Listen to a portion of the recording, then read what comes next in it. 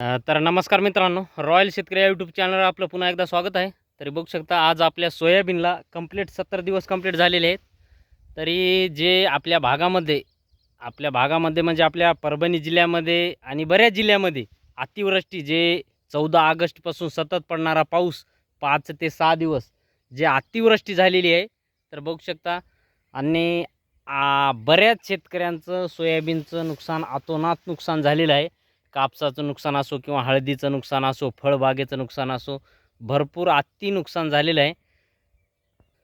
तर ते बऱ्याच भागामध्ये अतोनात नुकसान झालेलं आहे आणि आपल्यासुद्धा सोयाबीनचं यामध्ये भरपूर नुकसान झालेलं आहे. जे आपल्याला ह्या लिंबाचं झाड दिसतंय आणि हे लिंब, हे जे ओघळपाटा आहे आणि या इथून ते हे झाड जे आपला पलीकडा भाग आहे तो सुद्धा, त्यामध्ये सुद्धा भरपूर जास्त नुकसान झालेलं आहे. आणि यामध्ये आपण थोडंफार नियोजन करून हा प्लॉट डेव्हलप करू. ते बी कशा पद्धतीने, तर आपल्याला यामध्ये एक स्प्रे घ्यावा लागेल. आणि ज्या ज्या शेतकऱ्याचं KDS फुले, किमया फुले, संगम फुले, दुर्वा या व्हरायटी आहेत, या शेतकऱ्यांची जर तिसरी फवारणी असेल तर थोडं 2 दिवस थांबा, पाऊस उघडू द्या. पाऊस उघडल्यानंतर फवारणी करा.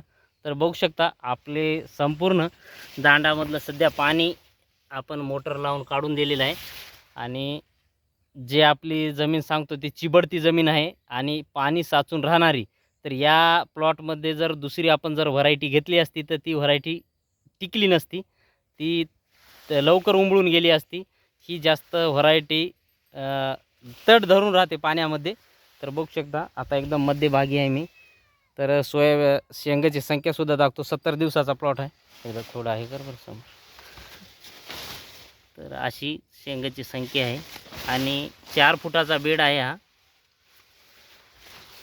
4 फुटाच्या बेडवर आपण 2 लाईनी घेतलेल्या आहेत आणि एकदम कवळ्या अवस्थेत शेंग जास्त चट्टा आहे आपल्या ह्याला मालाला.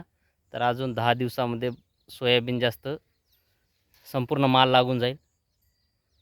तरी धन्यवाद मित्र.